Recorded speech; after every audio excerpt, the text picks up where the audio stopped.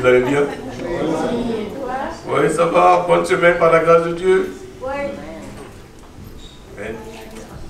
Je veux joindre ma voix avec celle de Daniel Olivier pour dire que doucement et sûrement l'été prend sa place. Au grand plaisir de certaines personnes, dont moi, pendant que d'autres regrettent amèrement le froid, il s'en va. Nous, on accueille chaleureusement la chaleur. Amen. Mais je ne vais pas citer de nom. Ah, c'est ça. Vous connaissez vous-même. Mais moi, gentiment, je dis au revoir le froid. Bienvenue la chaleur. Toi aussi, il y a mon nom. Ouais. Amen. Baissons nos têtes, s'il vous plaît.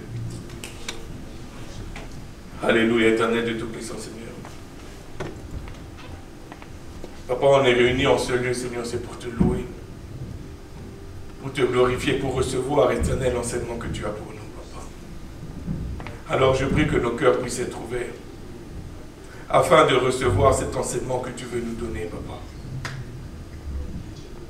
Papa, je prie qu'on ne va pas quitter cet endroit de la même manière dont nous sommes rentrés, mais qu'on puisse être transformés par ta parole. Parce que, Seigneur, tu nous as appelés à porter beaucoup de fruits, Papa. Alors, Éternel, on soumet notre esprit à ta volonté. On soumet, Seigneur, notre cœur à ton enseignement, Papa. Éternel, je prie que tu puisses oindre ma bouche, afin que tout ce qui va être dit, Seigneur, puisse être en accord avec ta volonté, avec l'enseignement, avec ce que tu m'as demandé de prêcher, Seigneur, à ton peuple. Papa, que je ne sois ni à gauche ni à droite, Seigneur, de l'enseignement que tu as donné, Papa, mais que je reste, Seigneur, en accord avec ta doctrine, en accord avec l'enseignement que tu nous as donné dans ta parole. Alors, Saint-Esprit, je me soumets. Je soumets ma bouche à toi, Papa, à ton esprit. Saint-Esprit, viens et prends le contrôle. Prends le contrôle éternel de la réunion, prends le contrôle éternel du Tout-Puissant, de la prédication, dans le nom du Seigneur Jésus-Christ. Amen. Amen. Ce matin, j'aimerais vous parler, pas juste à votre tête, mais je veux parler à votre cœur, à votre âme, à votre esprit. J'aimerais que vous puissiez saisir, parce que ça va changer des choses dans votre vie. J'aimerais vous parler d'un grand ennemi du service dans l'excellence. C'est une gangrène qui mine notre marche vers l'excellence. Et il s'agit de l'individualisme. En d'autres termes, ou en d'autres termes, pour être plus positif, j'aimerais vous parler de l'importance des uns et des autres. Regarde ton voisin à côté de toi. Est-ce qu'il est important pour toi? Est-ce que l'autre est important pour toi?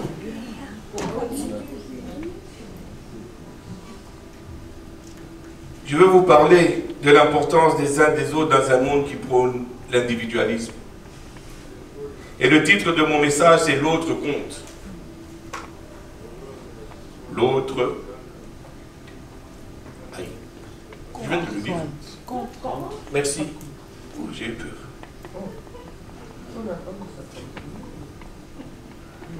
Sur ce moment, ou en ce moment, sur la Terre, il y a 8 milliards, plus ou moins 8 milliards 200 millions de personnes qui vivent.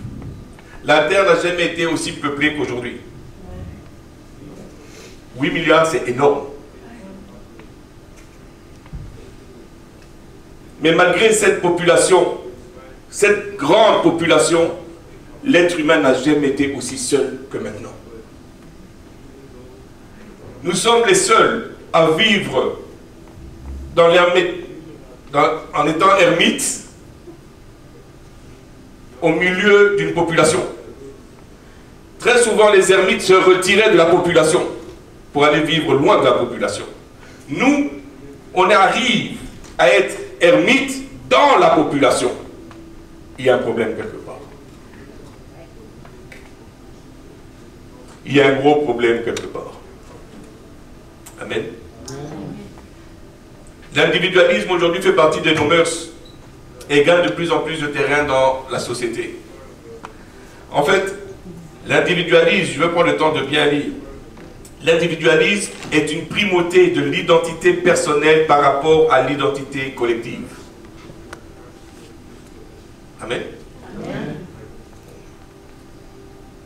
Autrement dit, l'individualisme te fait croire que tu es le nombril du monde. Te fait croire que tout tourne autour de toi. Te donne l'autorité, soi-disant, que tout doit être fait comme tu veux, quand tu veux, la façon dont tu veux. C'est toi qui décides. L'individualisme. On vient de toucher quelque chose. Notre époque valorise l'individualisme bien plus que le collectif. Le nous disparaît pour laisser paraître le moi. Nous part et c'est le moi qui ressort. Mais le moi va venir avec sa solitude. Ah ah, là maintenant ça commence à faire mal. Le moi vient toujours avec sa solitude. Parce que tu as éteint le nous pour laisser paraître le moi. Amen. Amen. Et vous voyez, même dans les couples, tu peux être à deux mais tu es seul. Même dans le couple. Même en pleine famille, tu es en famille. Tout le monde est là. Tu es avec les frères, soeurs, papa, maman, tout le monde est réuni, mais tu es seul. Parce que chacun est dans sa réalité. Chacun vit dans sa bulle. On est ensemble, on n'est pas ensemble. Parce que je suis dans mon moi. Toi, tu es dans ton toi, l'autre est dans son lui ou elle. Mais il n'y a plus de nous. Ça n'existe plus dans les familles. C'est moi, moi, moi, moi. Mais on va se parler. Il n'y a pas de problème. Il n'y a pas de chamal. Mais on ne vit pas ensemble. C'est mon moi qui prime. L'individualisme. On continue? Oui. Maintenant, ce qui m'attriste profondément, frères et sœurs, et je suis très franc avec vous, c'est que cette pensée et cette attitude mondaine d'individualisme entre dans le corps de Christ.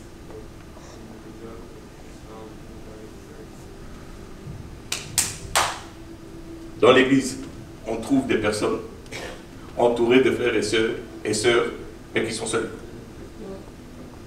Parce qu'ils sont entourés, mais ils sont seuls. Parce que c'est normal ça.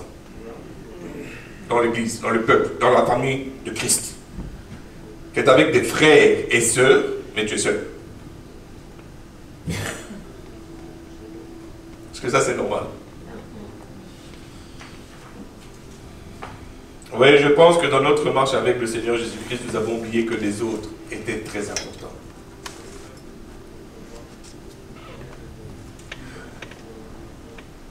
On ne doit pas les oublier sur le bord du chemin. Dans notre marche avec le Seigneur, on ne doit pas les oublier sur le bord du chemin. On doit s'arrêter.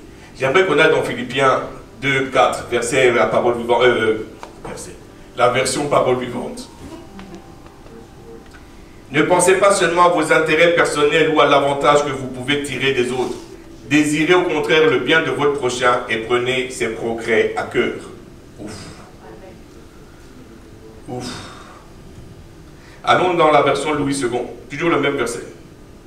Que chacun de vous, au lieu de considérer ses propres intérêts, considère aussi ceux des autres.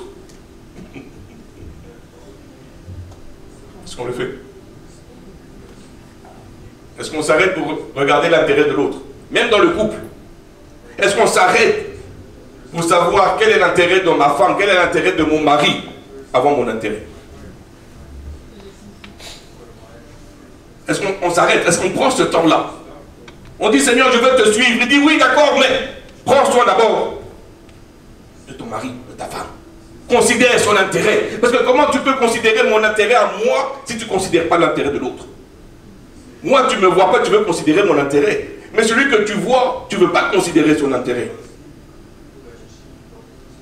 qu'est-ce qui va se passer?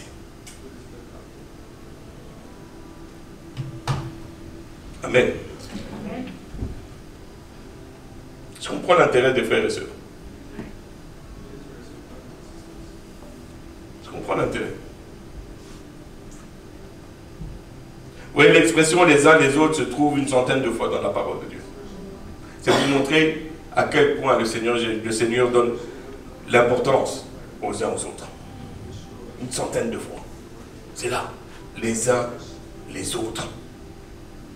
Les uns les autres.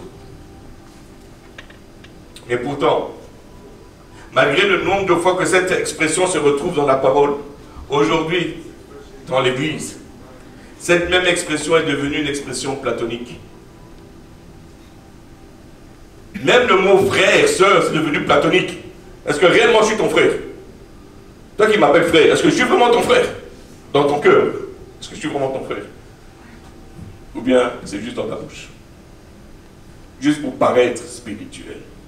Est-ce que réellement j'ai la même place que ton frère consanguin?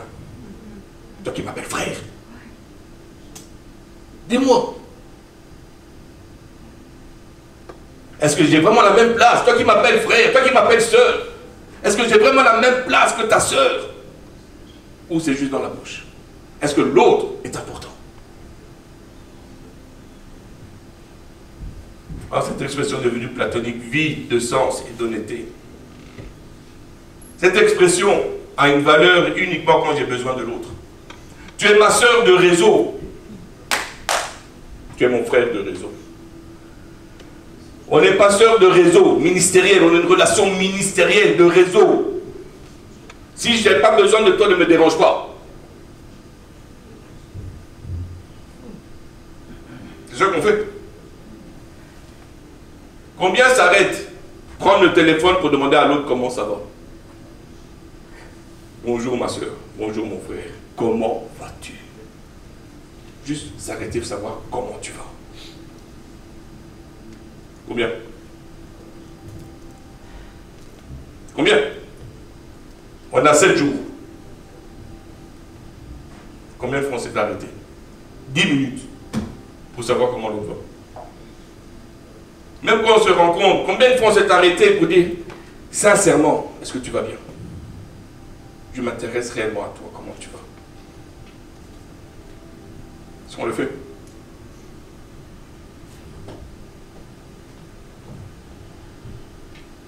C'est devenu une expression platonique.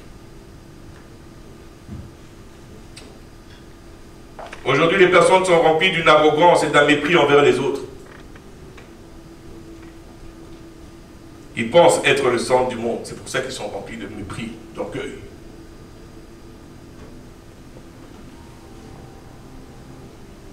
On leur doit tout.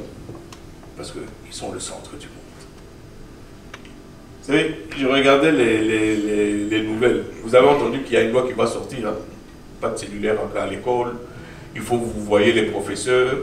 Il faut les appeler monsieur, madame. N'est-ce pas? Ce même gouvernement qui est en train de prôner la laïcité est en train de mettre une loi pour enseigner ce que la Bible nous dit. C'est quand même bizarre. C'est quand même bizarre. Parce qu'ils se sont rendus compte qu'en coupant Dieu, il y a quelque chose qui ne va pas. Il commence à avoir une violence qui se fait à l'église. Il commence à avoir un non-respect. On retourne à la base que tu ne peux pas séparer Dieu. Et nous, en tant qu'enfants de Dieu, qu'est-ce qu'on fait? Est-ce qu'on donne l'importance à l'autre? Est-ce qu'on respecte l'autre? Est-ce qu'on valorise l'autre? Ou bien on se valorise nous-mêmes? Est-ce que c'est ça l'enseignement que le Seigneur nous a donné?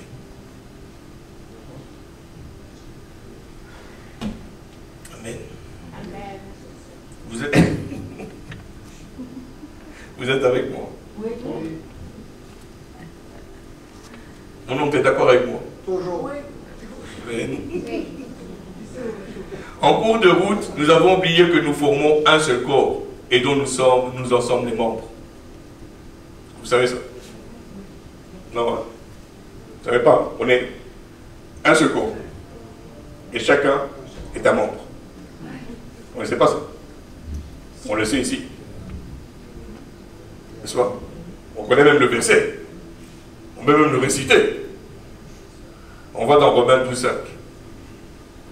Ainsi, nous qui sommes plusieurs, nous formons un seul corps en Christ et nous en sommes tous membres les uns.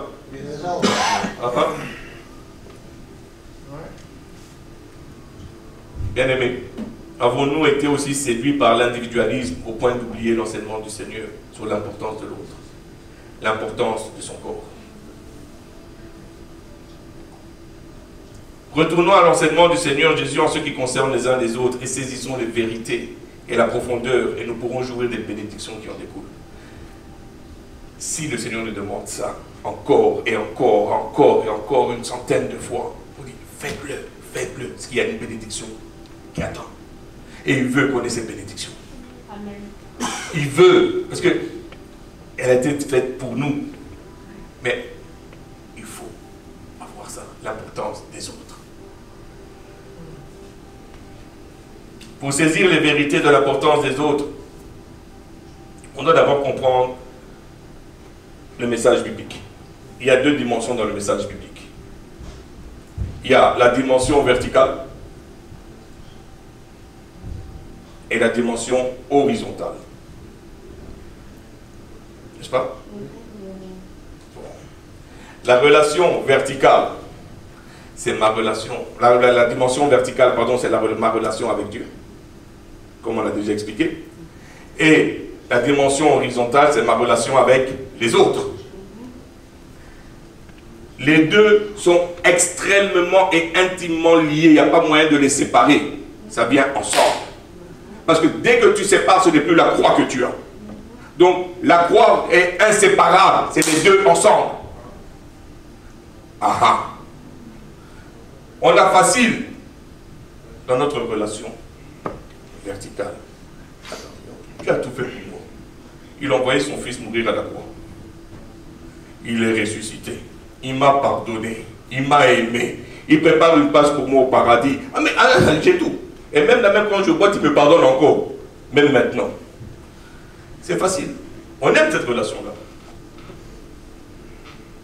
Les autres. Allez.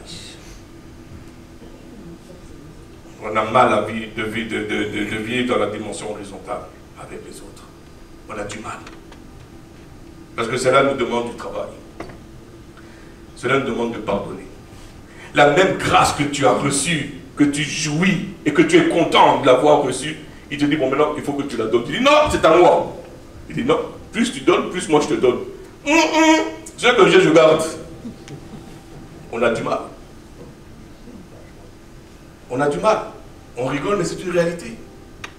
L'autre, la dimension de l'autre, on n'aime pas trop ça. Pourquoi? Parce que dans l'autre dimension de l'autre, c'est à ce moment-là que le Seigneur nous enseigne mourir à soi. Qui veut mourir à soi? C'est dur. C'est pénible.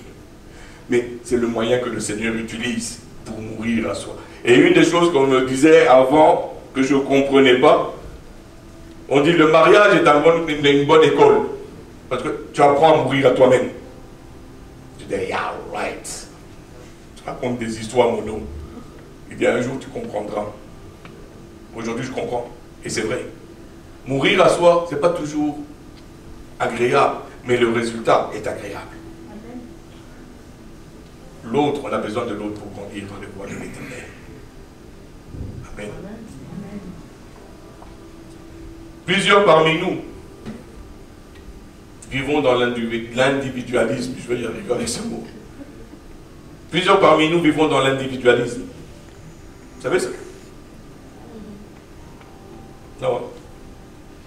Il suffit de regarder notre façon de vivre, notre langage. Nous sommes préoccupés par la recherche de notre confort, par la solution à nos problèmes, nos soucis, nos pensées, nos peines, nos joies, notre bonheur, nos désirs, nos émotions, les problèmes de ma famille, mon frère, ma soeur. Moi. L'individualisme.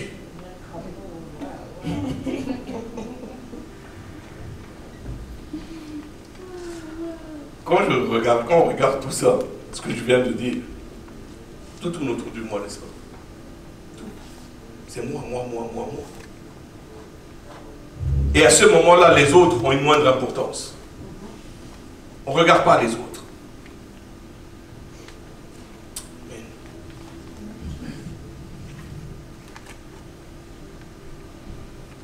L'individualisme va te faire penser que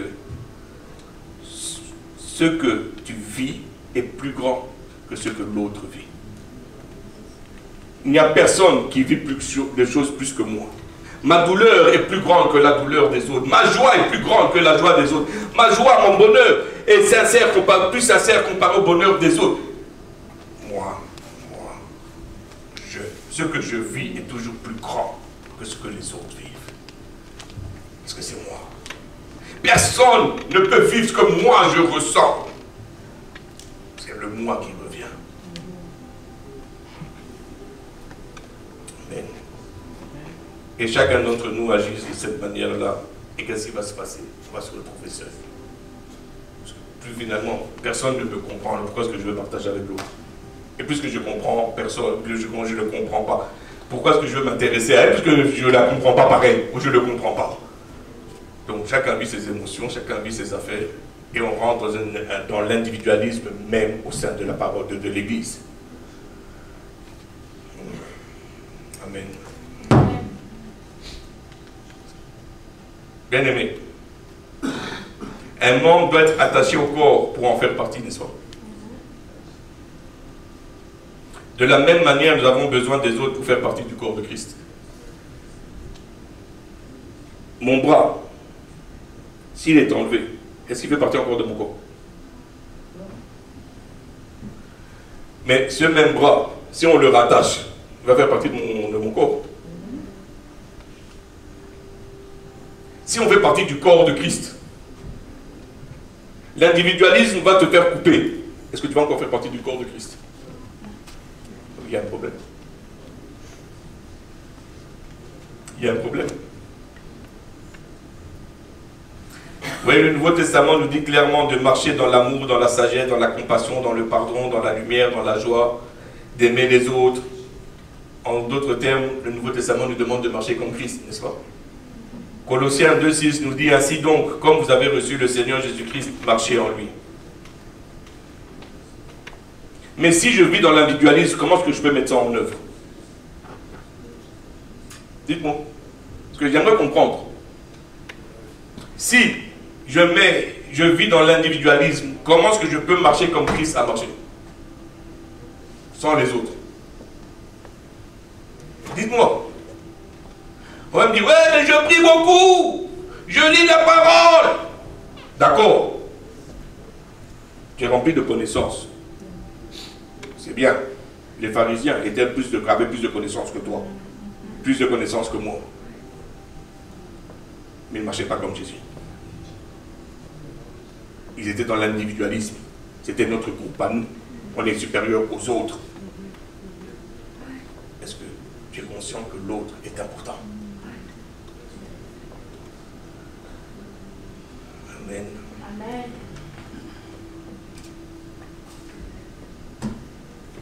Sincèrement, nous sommes tellement centrés sur nous-mêmes que nous sommes aveugles et insensibles devant la souffrance des autres que nous disons aimer. On est insensibles. On va être honnête. Nous sommes tellement pris par nos routines que nous sommes plus ou quasiment plus concernés par l'état des frères et sœurs qui nous entourent. Ils viennent et crient à l'aide, ils périssent. Ils meurent à petit feu. On n'est pas concernés. Ils sont juste à côté de nous. On n'est pas concernés. On les regarde sombrer dans une mer agitée, une obscurité émotionnelle profonde, et on ne bouge pas le petit doigt. Pourquoi? Parce que la compassion a quitté les enfants du Seigneur. On a pitié, mais on n'a pas compassion. La pitié, c'est « Oh, pauvre toi ». La compassion, qu'est-ce que je peux faire pour t'aider? Qu'est-ce que je peux faire pour te faire sortir de là? Mais on a pitié, on n'a pas de compassion. On a pitié, on n'a pas de compassion. Dieu veut qu'on ait la compassion. Amen.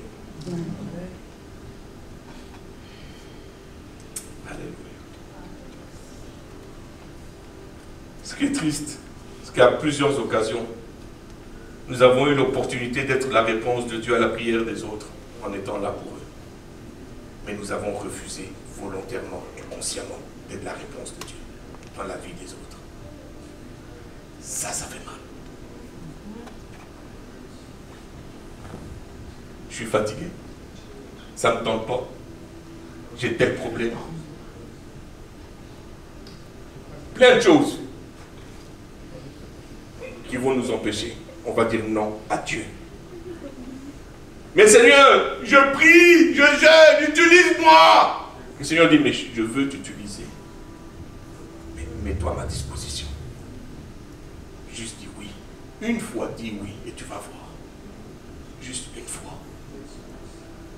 On a eu plusieurs occasions pour être cette réponse-là dans la vie des gens. Faire la différence. Et comme je dis, on a refusé d'être cette réponse-là. Est-ce qu'il vient dans la bouche de plusieurs des enfants du Seigneur? Je veux prier pour toi. Mais de vous à moi. Combien de fois on prie vraiment pour cette personne-là quand on dit je vais prier pour toi? Honnêtement. Combien de fois on vient, on s'arrête pour dire je veux prier pour Carole. Elle m'a dit ça, je lui ai dit que j'allais prier pour elle. C'est un engagement que j'ai pris envers Carole. Je veux réellement prier pour Carole. Et je plie les genoux et je prie pour Carole. Jusqu'à ce que sa situation change. Ou bien, je vais prier 2 jours, 3 jours. Je dis, bon, Seigneur, moi j'ai prié. On rigole, mais c'est vrai. On se ment à nous-mêmes. Mais ça paraît spirituel, ça paraît beau, ça paraît bien. Ça paraît une personne profonde avec le Seigneur. Mais Dieu n'est pas impressionné par l'apparence. Il sonde les cœurs.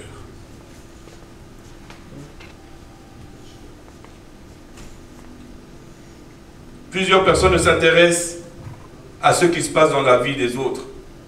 Chacun d'entre nous avons des écouteurs afin de ne plus entendre le cri de détresse des autres. Alléluia, Seigneur, tu es bon. Mais Azaria est en train de venir.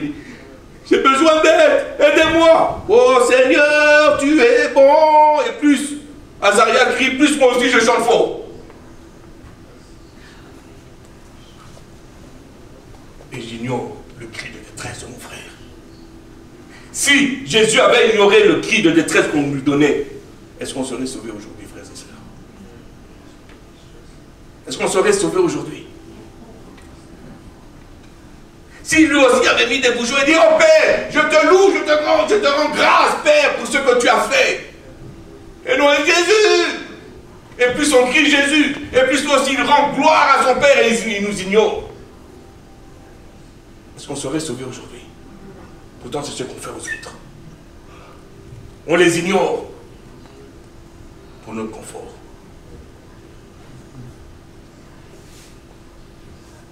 Amen. Amen.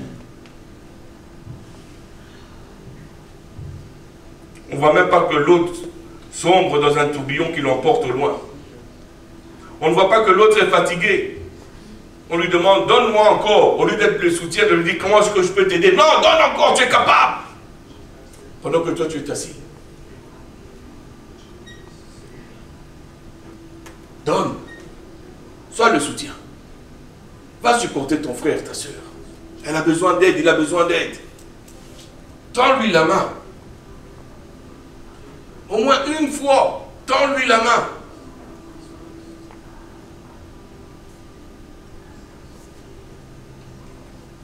Peut-être même que la personne qui est assise à côté de toi en ce lieu est tellement épuisée, physiquement, spirituellement, émotionnellement, qu'elle n'a plus la force de crier à l'aide.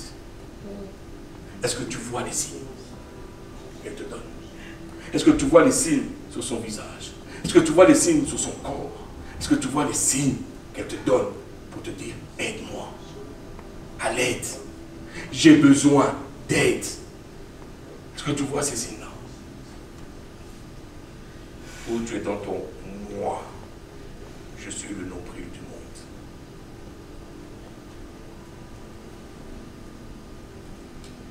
Pouvons-nous avoir les pensées de Christ et chercher à savoir comment vont les autres, bien-aimés? Oui, être un fidèle et bon serviteur, comme Daniel Olivier avait prêché, c'est prendre soin des enfants du Seigneur. C'est être les pieds, les mains, la bouche et les yeux de Christ dans leur vie. On n'a pas été racheté à si grand prix pour être le nombril.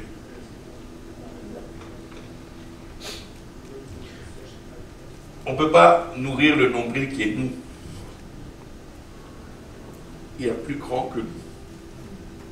Il y a le monde, il y a les gens, il y a l'autre. C'est plus grand que nous. Christ a donné sa vie pour que nous puissions être des portes de bénédiction pour les autres. Une des choses que j'ai remarquées dans ma vie, c'est que chaque fois que le Seigneur me donnait une bénédiction et que je bénissais les autres avec cette même bénédiction, j'étais encore plus béni. Ce qui fait que j'ai commencé à avoir cette mentalité de, puisque j'ai été béni, ben, je veux te bénir. Mais puisque je te bénis, ben, moi je suis encore béni par quelqu'un d'autre qui va me bénir parce que le Seigneur va susciter en l'autre pour me bénir. Et il m'a suscité pour que je puisse bénir l'autre. Oh, et ça fait ça. Mais ça retourne toujours vers le Seigneur parce qu'on lui rend gloire. Amen. Oui, se focaliser sur soi, ses besoins, son confort, vous empêche d'être utile entre les mains du Seigneur. C'est une réalité. Me, myself and I. Moi, je. C'est ça, non? Me, myself and I. Moi, je. Ou je ne sais pas comment tu vas dire ça en français, mais me, myself and I, anyway. Tout le monde comprend ça. On aime ça. Parce que ça nous donne une certaine importance. Une certaine considération. Considère-moi aussi. Mais est-ce que toi, tu considères l'autre? Bien-aimés, comment allons-nous être la main tendue de Dieu, la lumière du monde, le sel de la terre, les témoins de Jésus-Christ, si nous ne prenons pas le temps de nous arrêter et écouter les autres? Le Seigneur a dit, nous sommes le sel de la terre. Ok, tu t'es arrêté. Pour être le sel de la terre. Non, alors, comment tu sais que tu es le sel de la terre? Ouais, c'est écrit dans la parole, ben alors sois le sel. Ça, je vous le dis, je me le dis à moi-même. Ne vous inquiétez pas. On est tous dans le même bateau. On est la lumière du monde, alléluia. Elle va briller dehors. La lumière, elle brille où? Dans les ténèbres. Elle ne brille pas au soleil. On veut briller entre nous. Mais je ne vois pas ta lumière. Parce que moi-même je brille aussi. Bon, brillons. Mais dehors.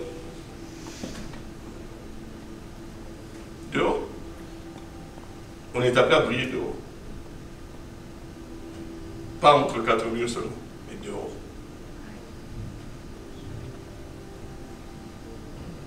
Entendons-nous la multitude qui crie à l'aide, qui demande secours? Combien de temps encore allons-nous faire fi, boucher nos oreilles et dire je n'entends pas cette multitude? C'est une multitude qui crie à l'aide. On va en enfer. Aidez-nous. Lance-moi la bouée. Envoie un canon. Allez y penser. C'est ce qu'on fait. En n'étant pas la réponse de Christ à ce moment-là, en faisant fi, c'est ce qu'on est en train de leur dire. Il fallait y penser. Je ne suis pas là pour ça, ce n'est pas mon appel. Et ton appel, c'est quoi? Ton appel, c'est quoi? Les laisser mourir? C'est ça ton appel? C'est ça mon appel?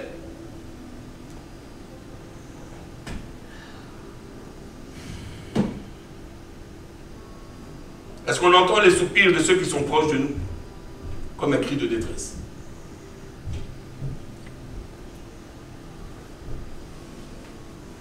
Bien aimé, plusieurs personnes dans l'église n'ont plus de force pour crier.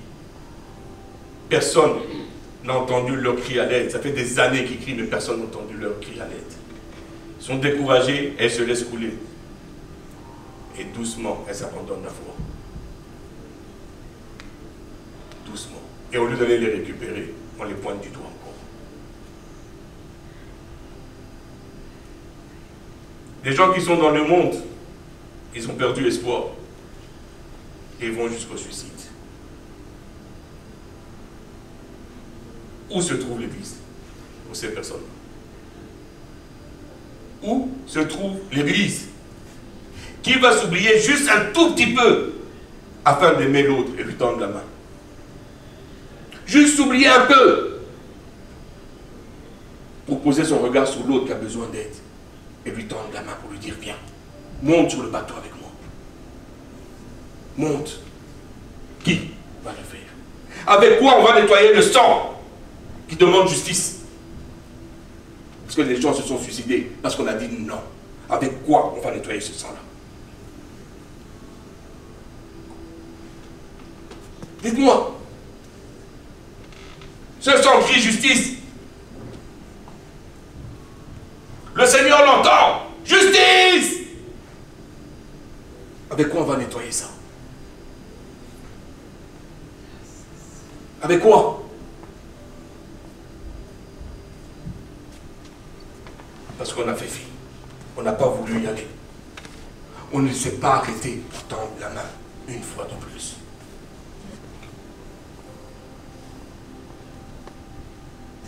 Bien-aimé, le Seigneur veut nous utiliser.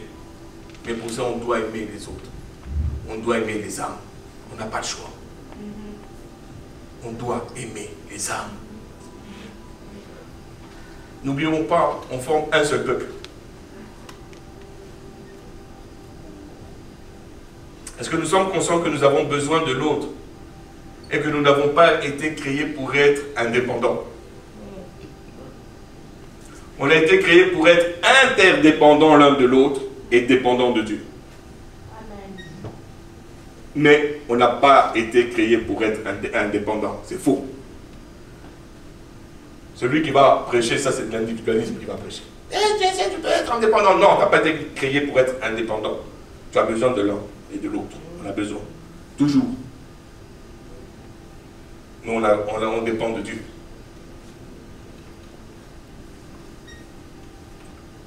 On est tous d'accord que le Seigneur Jésus est mort à la croix pour nous sauver, pour que notre relation avec le Père soit rétablie, pour le pardon de nos péchés, parce qu'il nous aime, parce qu'il ne voulait pas la laisser sans nous. On est d'accord sur ça? N'est-ce pas? C'est pour ça que Jésus est mort à la croix. Et puis il est ressuscité pour nous donner la victoire. Amen. Laissez-moi vous dire que Jésus est mort également pour nous rassembler en un seul corps. Allons dans Jean 11, 52. Et ce n'était pas seulement pour sauver son peuple qui devait mourir, c'était aussi pour rassembler, pour disperser, rassembler, tous les enfants de Dieu dispersés à travers le monde et les unir en un seul corps.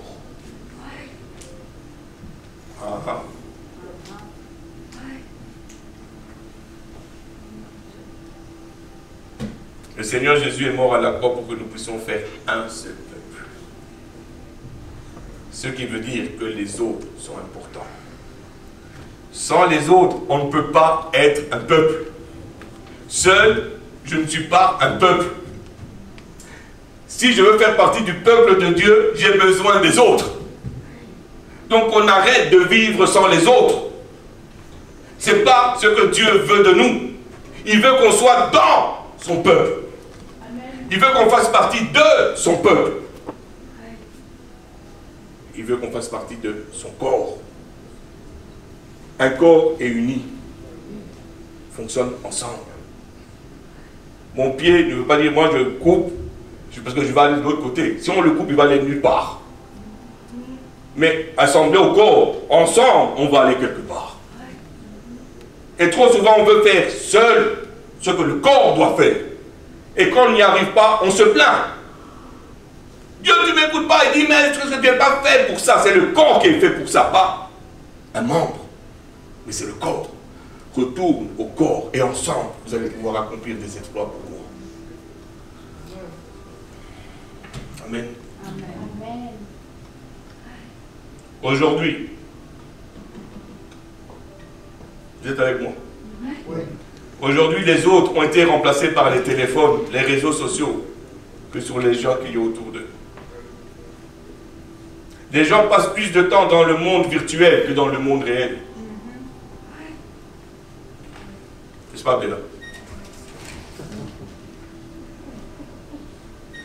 Je dis ça, je dis rien, non, c'est faux, c'est faux. Je rigole. Oui, j'ai choisi exactement, j'ai choisi la mauvaise personne. Oui, il y a un problème lorsque dans le couple, un est plus souvent sur son téléphone ou au téléphone qu'avec son conjoint ou sa conjointe. Il y a un problème.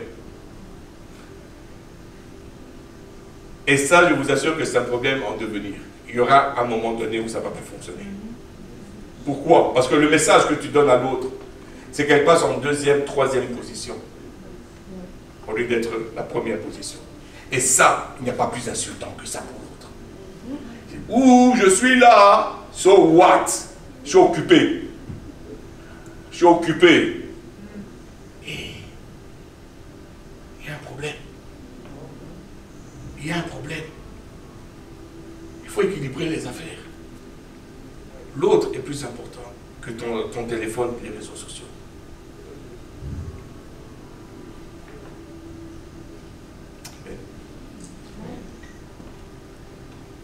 Bien aimé, le monde virtuel mal utilisé nous éloigne physiquement l'un de l'autre et va à l'encontre du commandement de Dieu d'être un seul peuple, un seul corps.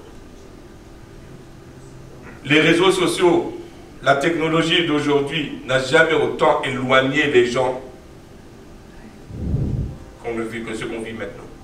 Ça nous rassemble dans un certain monde virtuel, dans le monde qu'on s'est fait. Parce que je peux dire qui rentre, qui ne rentre pas. C'est moi qui décide, je suis le Dieu de ce monde-là. C'est moi. Mais ça m'éloigne de ce que Dieu veut. Parce que Dieu veut un monde où les gens sont physiquement unis. Le monde virtuel, c'est autre chose. Ne viens pas me dire que tu as 2000 amis virtuels, mais que tu n'as pas un ami ici au Canada. Je vais me poser une question. Attends, ça ne marche pas ton affaire.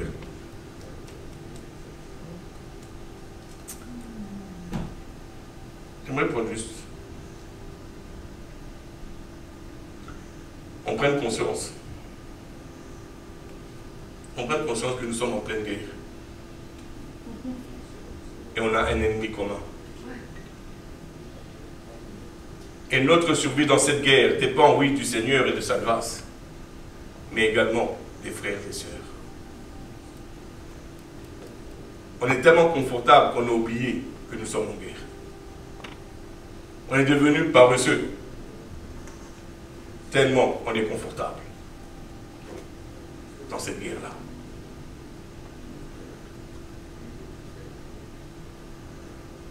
Je sais très bien, bien aimé, que l'autre n'est pas parfait, désolé. L'autre est rempli de défauts, est rempli de choses qui nous énervent, etc., etc. Mais il faut qu'on se dise que cette imperfection qu'on reproche à l'autre est aussi en nous. Et que Christ est mort pour nous deux. Et qu'autant Christ n'a pas fini son œuvre en cette personne-là, autant il n'a pas fini son œuvre en moi aussi. Mais ensemble, on va vers la perfection. Est-ce que tu aimes l'âme qui est à côté de toi? Est-ce que l'autre est important pour toi? Oui. On doit travailler ensemble pour le bien du royaume de notre Père. Et je vais vous demander qu'on soit unis comme les maillons d'une chaîne. Unis. Chaque maillon forme la chaîne. Vous savez, je regardais, je me suis dit, ok, je faisais des petites recherches. Et la devise des Rangers, d'élite de l'armée américaine, dit ceci: je ne laisserai jamais un camarade tomber au combat, tomber entre les mains de l'ennemi. C'est fort. Ça veut dire que même le cadavre ne va pas tomber dans les mains de l'ennemi. Parce que c'est mon frère d'armes. Je veux risquer ma vie pour aller chercher son corps. Mais il ne va pas, je ne vais jamais le laisser tomber. Jusqu'à ce que je donne même ma vie pour lui. Mais je ne peux pas laisser son corps dans le camp de l'ennemi. C'est fort. Et le Seigneur Jésus nous donne à nous notre devise qui est un commandement. Aimez-vous les uns les autres comme je vous ai aimé. Est-ce qu'on le fait? Est-ce que réellement on le fait, bien-aimé? Est-ce qu'on aime l'autre comme Christ l'a aimé? Je vais finir avec ça. L'individualisme ne nous amènera pas à servir dans l'excellence comme le Seigneur nous demande. Alors il est grand temps que nous devenions matures émotionnellement et spirituellement et saisir que nous avons besoin des uns et des autres. Nous sommes membres d'un seul corps. Vous savez, le corps réclame à l'estomac de la nourriture. Ok? L'estomac réclame au cerveau la nourriture, qui donne l'ordre aux jambes d'aller chercher la nourriture, qui donne après l'ordre aux mains de prendre la nourriture, qui l'amène à la bouche, qui donne l'ordre à la bouche de mâcher la nourriture pour nourrir l'estomac. Ce qui veut dire que que l'estomac puisse avoir ce qu'il demande, il a besoin de tout ça. Pour remplir la mission que le Seigneur nous a donnée, on a besoin de l'un et l'autre pour pouvoir le faire. Et tant aussi longtemps qu'on ne comprend pas ça, on va être frustré parce qu'on n'arrive pas à remplir ce que Dieu nous demande de faire. Parce qu'on n'aime pas assez l'autre. Ouch.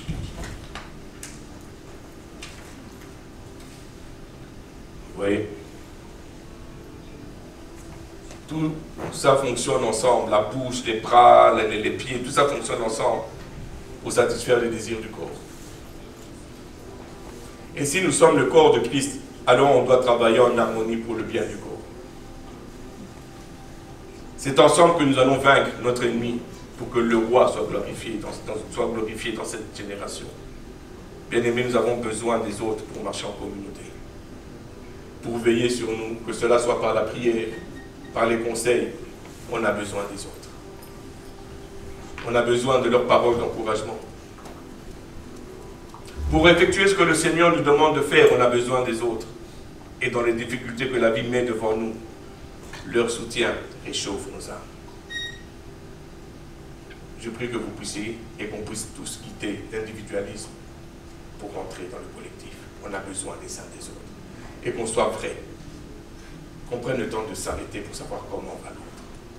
Que le Seigneur vous bénisse. Amen.